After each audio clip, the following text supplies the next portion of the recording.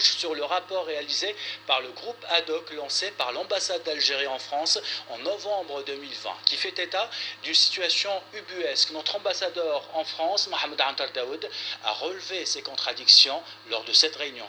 Correspondant signé de Paris, Afef Blouchette.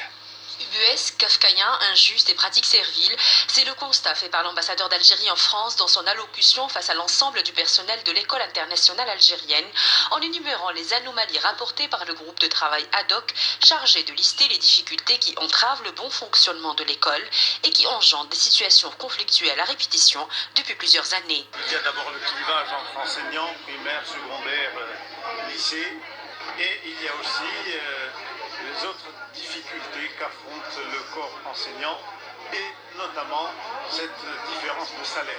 Je pars du principe qu'un diplôme égal, ancienneté égale, expérience égale, il faut qu'il y ait un salaire égal. Et parmi les solutions proposées, c'est l'adoption d'une grille salariale pour l'ensemble du personnel sur la base des rémunérations appliquées dans le secteur de l'éducation nationale en France et la généralisation des contrats à durée indéterminée. Les contrats qui vont se faire, c'est des contrats en fonction de la réglementation française parce qu'ils sont applicables au sol français. Et donc la relation avec l'Algérie, c'est beaucoup plus la conférence pédagogique, c'est-à-dire que c'est des contrats qui vont régler l'application pédagogique des écoles. Une démarche qui se veut juste, bien qu'elle ne fasse pas l'unanimité parmi le corps des enseignants, tant l'anarchie qui régnait au sein de cette institution avait engendré des cas particuliers.